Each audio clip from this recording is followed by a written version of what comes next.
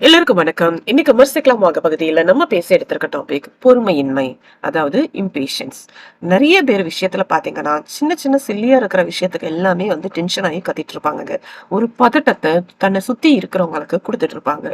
இதுக்கு பேரு தான் பொறுமையின்மை அப்படின்றது. எல்லா நேரத்திலுமே பொறுமையின்மையை நம்ம கடைப்பிடிச்சோம் அப்படின்னா நம்மளோட உடல்நிலையும் மனநிலையும் ரொம்ப பாதிப்பு அடையுங்க. அதனாலதான் நம்ம இன்னைக்கு பொறுமையின்மைனா என்ன, அதை விட்டு எப்படி நம்ம மீண்டு வர்றது அப்படின்றத பத்தி தான் பேசப்போம். வாங்க பேசலாம். பொறுமையின்மை. இந்த வேகமான உலகத்துல வேகமா அப்படின்னு நம்ம சொல்லும் போதே நமக்கு ஒரு ஸ்பீடு வந்துருதுங்க. எல்லாருமே ஓடிக்கிட்டே இருக்கும். நம்மளும் அவங்க கூட சேர்ந்து ஓடணும் அப்படின்னு நினைக்கிறோம். நம்ம ஸ்லோவா நடந்தோம்னா நம்மள எல்லாரும் கிண்டலா பார்ப்பாங்களோ, நம்ம பார்க்கக்கூடிய பார்வையே மாறிடுமோ அப்படின்னு நினைச்சிட்டு நம்மளும் நம்மளோட வேகத்தை அதிகரிக்கிறோம். இப்படிதாங்க நம்மளோட வாழ்க்கையோட நிலைமை பொறுமை இல்லாததாக மாறி போயிடுச்சு. நம்ம குணத்தையே பாத்தீங்கன்னா ஒரு படமும் சரி, ஒரு விஷயத்தையும் சரி, சின்ன சின்னதா நம்ம அனுபவிக்கும் போது இருக்கக்கூடிய சந்தோஷம் மாறி போய், இதுக்கப்புறம் வேற என்ன அப்படின்னு கேட்கக்கூடிய நிலைமையிலே போயிடுச்சு. எல்லாரோட வாழ்க்கையிலுமே ஒரு ஒரு சின்ன சின்ன விஷயமுமே நம்மளோட மகிழ்ச்சிக்கூடிய விஷயம் தாங்க. ஒரு குழந்தை எப்படி பிறந்து வளரக்கூடிய விஷயத்த சின்னதா அணுவா நம்ம ரசிக்கும் போது அதோட அர்த்தமோ, அதோட அன்போ, அதோட அலாதியான ஒரு விஷயம் தாங்க. ஆனா இதை உணர்ந்துக்காம எல்லாருமே ஒரே நாள்ல பிறந்துடணும், அடுத்த நாளே படிச்சு முடிச்சிடணும், அடுத்த நாளே பெரிய ஆள் ஆயிடணும் அப்படின்ற மாதிரிதான் நம்ம இப்ப பிகேவ் பண்ணிட்டு இருக்கோம். நம்மளோட குணமே மாறி போயிருக்கு அப்படின்றதான் நம்ம உணர்ந்துக்கணுங்க. நமக்கே தெரியாம நம்மளோட உணர்வும் மனம் குணம் எல்லாமே ஒரு பொறுமையின்மையை நமக்குள்ள உருவாக்கி இருக்கு.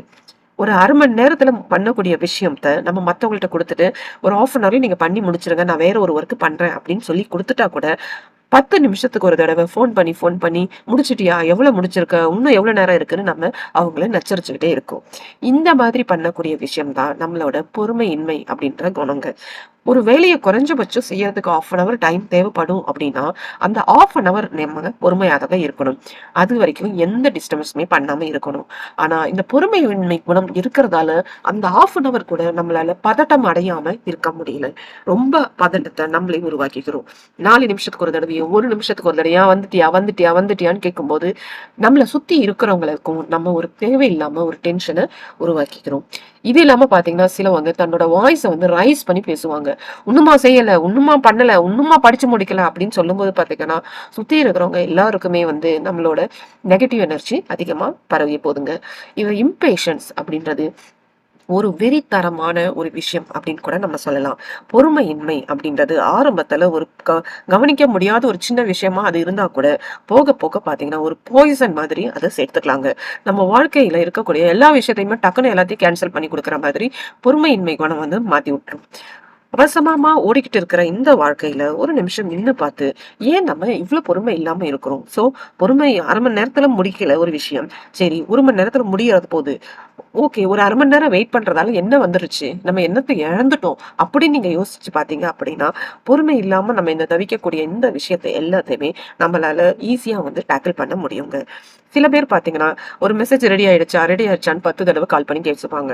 அப்படி கேட்கும்போது பாத்தீங்கன்னா அவங்க கிட்ட இருந்து ரெஸ்பான்ஸ் வரலன்னா திரும்ப வாட்ஸ்அப்ல மெசேஜ் போட்டு அவங்க படிச்சுட்டாங்களான்னு பாத்துட்டு இருப்பாங்க. அப்படி இல்லைன்னா அட்லீஸ்ட் சிங்கிள் டிக்காவது போயிருக்கா, டபுள் டிக்காவது வந்துருச்சான்னு பாத்துட்டு இருப்பாங்க. இந்த அளவு ஒரு பொறுமையே இல்லாத ஒரு வாழ்க்கையில நம்ம மாட்டிக்கிட்டு தவிச்சுதாங்க இருந்துட்டு இருக்கோம். நம்மளோட வெற்றியோட ரகசியம் அப்படின்னாவே பொறுமையின்மையை நம்ம கண்ட்ரோல் பண்ணி கொண்டு வர்றது தாங்க.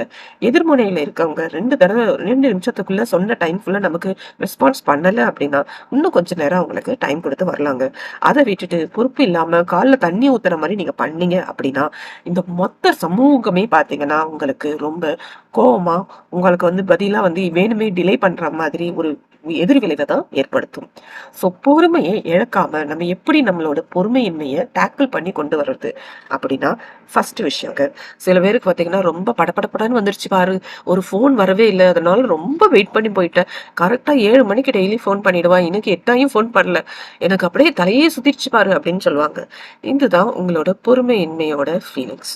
சோ இந்த பொறுமையின்மையோட ஃபீலிங்ஸ் பாத்தீங்கன்னா சில பேருக்கு படபடன்னு வரலாம், சில பேருக்கு பாத்தீங்கன்னா உடம்பு ஃபுல்லா வலிக்கிற மாதிரி பண்ணலாம், வயிற்று போட்டு கலக்கிற மாதிரி பண்ணலாம், நம்மளோட இதயம் படபடன்னு அடிச்சுக்கிற மாதிரி ரொம்ப வேகமா துடிக்கிற மாதிரி தெரியலாம், இல்ல உள்ளங்கையில வேர்த்து வேர்த்து ஊத்துற மாதிரி இருக்கலாம். இது ஏதாவது ஒரு சிம்டம்ஸை நமக்கு காட்டுங்க.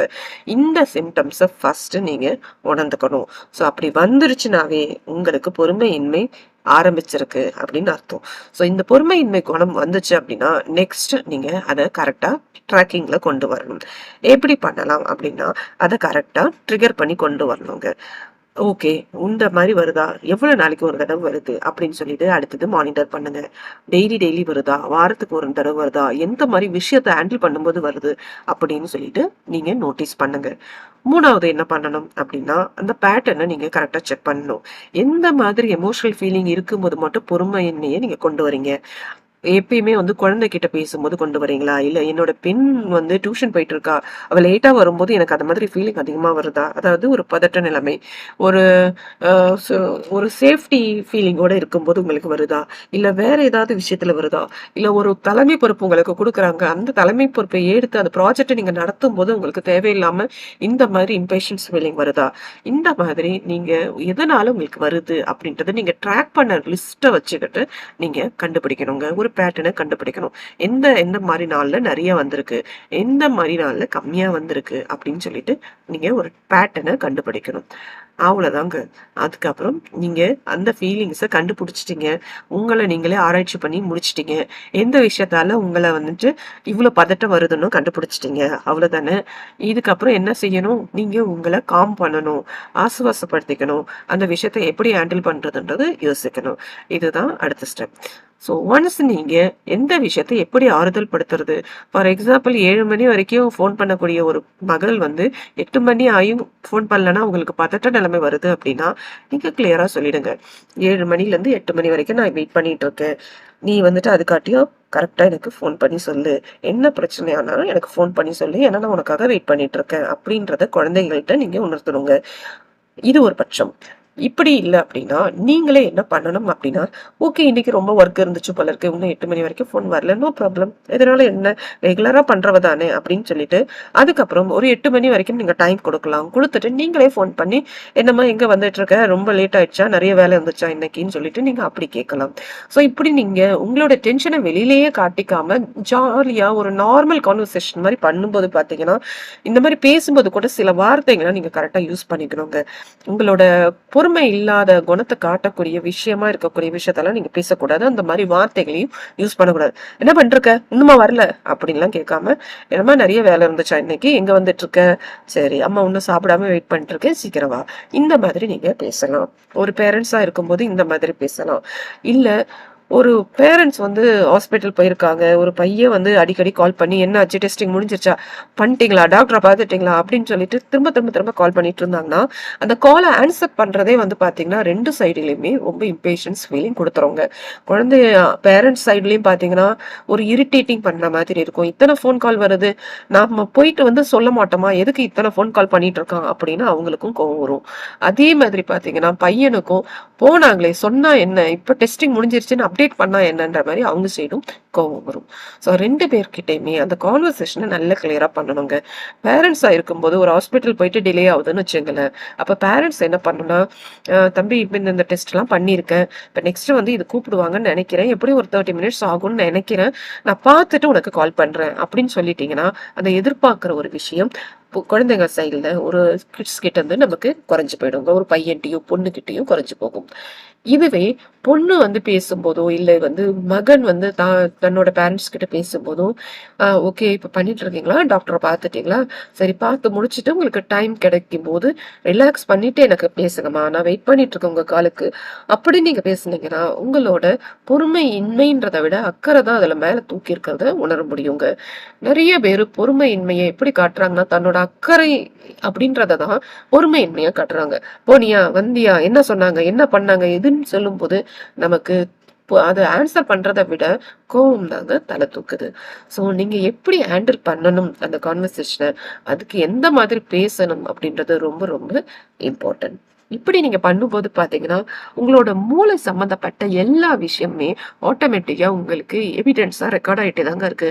ஸோ நீங்க ஒரு தப்பு பண்ணும்போதும், இந்த மாரி விஷயத்த வந்து ஹேண்டில் பண்ணும்போதும், கரெக்ட்டா இதே மாதிரி நீங்க டேக்கிள் பண்ணி பேசிக்கிட்டே இருந்தீங்க அப்படின்னா, ஆட்டோமேட்டிக்காவே உங்களோட இம்பேஷன்ஸ் அப்படின்ற அந்த விஷயமே உங்க மூளையிலேருந்து காணாம போயிடுங்க. எப்படி இம்பேஷன்ஸ் ஃபீலிங் வருது அப்படின்னா, அத நீங்க எப்படி வந்து மீனிங்ஃபுல்லா மாத்திருக்கீங்க அப்படின்றது உங்களுக்கு வேற ஒரு பாசிட்டிவ் குரோத்தா உங்களுக்கு காட்ட ஆரம்பிக்கும். ஸோ இந்த மாதிரி பண்ணும்போது ஈவன் நீங்க ஒரே ஒரு நாள் அழகா டேக்கிள் பண்ணி கொண்டு வந்துட்டீங்கனாலும், அன்னைக்கு நீங்க உங்களுக்குள்ளேயே வின் பண்ண மாதிரி செலிப்ரேட் பண்ணீங்க.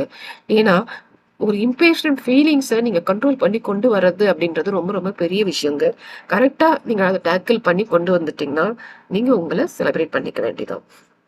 அது இல்லாம ரொம்ப ரொம்ப முக்கியமான விஷயம்ங்க. நீங்க எப்படி டேக்கிள் பண்ணீங்க அப்படின்றத உங்க சுத்தி இருக்கிற ஃப்ரெண்ட்ஸுங்களுக்கு நீங்க ஷேர் பண்ணிக்கோங்க. ஏன்னா, உங்க வயசுல இருக்கிறவங்க, உங்க சேம் கம்யூனிகேஷன்ல இருக்கிறவங்க, உங்க சேம் சரவுண்டிங்ல இருக்கிறவங்க இந்த மாதிரி சேம் ஃபீலிங்ஸ பண்ணிட்டு வெளியில சொல்லிக்காம இருக்கலாம். மனசுக்குள்ளேயே புழுங்கிட்டு இருக்கலாம். பாத்தீங்களா, நேத்து வந்துட்டு 7 மணிக்கு இன்னைக்கு காலையில ரீச் ஆயிடும். ட்ரெயின் போய் ரீச் ஆயிடும்னு சொன்னாங்க. 7 மணி ஆச்சு, 8 மணி ஆச்சு. இன்னை வரைக்கும் ஃபோன் வரலங்க. இதுவரைக்கும் ஃபோன் வரல. எப்படி போய் சேர்ந்தாங்க? பத்திரமா போய் சேர்ந்தாங்களான்னு தெரியல. அப்படின்னு நெறைய பேர் வந்துட்டு தன்னோட குழந்தைகள பத்தியோ, இல்ல தன்னோட பேரண்ட்ஸ பத்தியோ மத்தவங்கள்ட்ட சொல்லிட்டோம்னா, அது வந்து ஒரு நெகட்டிவா ஆயிடும். நம்மளே வந்து நம்ம ஃபேமிலிய வந்து இறக்கி சொல்ற மாதிரி ஆகும்னு சொல்லிட்டு ஷேர் பண்றதும் கிடையாது. ஸோ நீங்க வந்து சக்சஸா எப்படி அத ஹேண்டில் பண்ணீங்க அப்படின்றத நீங்க சொன்னீங்கன்னா, உங்ககிட்ட அவங்க ஷேர் பண்ணிக்கலனாலும் பரவாயில்ல. உங்களோட பாசிட்டிவ் ரிசல்ட்ட அவங்க எடுத்துக்கிட்டு, அவங்க விஷயத்துல அத இம்போர்ட் பண்ண பார்ப்பாங்க. இப்படி பண்ணும்போது பார்த்தீங்கன்னா, அவங்களுக்கும், உங்க சுத்தி இருக்கிறவங்களுக்கும் உங்களோட செலிப்ரேஷன் வே வந்து கண்டிப்பா ஒர்க் அவுட் ஆகுங்க. அவ்வளோதாங்க. இந்த மாதிரி நீங்க பண்ணும்போது இம்பேஷன்ஸ் அப்படின்றது டோட்டலாவே உங்களுக்கு குறைஞ்சிட்டே வந்துருங்க. இன்னொன்னு பொறுமையின்மைக்கு முக்கியமான காரணம் நம்மளோட ஹெல்த் இஷ்யூவா கூட இருக்கலாம். ஈவன் ஹெல்த் இஷ்யூவா இருந்தா கூட ஒரு நல்ல சாப்பாடு விஷயத்தாலேயோ, ஒரு நாய்ஸ் பொல்யூஷன் இல்லாம இடத்துல இருக்கிறதாலயோ, இல்ல மணி ப்ராப்ளம் இருந்துச்சுன்னா, அதுலேருந்து எப்படி வெளியில வர்றதோ, இல்ல ஒரு ஃப்ரெண்ட்ஸ் கூட வந்துட்டு நம்மளால கரெக்ட்டா கம்யூனிகேட் பண்ணி இருக்க முடியல. அதனால தான் எனக்கு இம்பேஷன்ஸ் வந்துருச்சு அப்படின்னா கூட, அந்த மாதிரி விஷயத்துல கூட நீங்க ஈஸியா டேக்கிள் பண்ண முடியுங்க.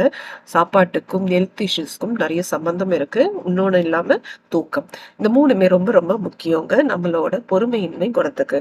பொறுமையா நீங்க எல்லா விஷயத்தையும் கடைப்பிடிக்கணும் அப்படின்னா, நல்ல தூக்கமும், ஹெல்த்தி இஷ்யூஸும், ஹெல்த்தியான சாப்பாடும் இருக்கணும். இது இருக்கும்போது கண்டிப்பா இந்த குணத்தை உங்களால ஈஸியா டேக்கிள் பண்ணி கொண்டு வர முடியும். வேற ஒரு டாபிக்கோட திரும்ப நம்ம மீட் பண்ணுவோம். இந்த டாபிக் உங்க எல்லாருக்கும் பிடிச்சிருக்கும் நம்புறேன். அது வரைக்கும் எல்லாருக்கும் வணக்கம்.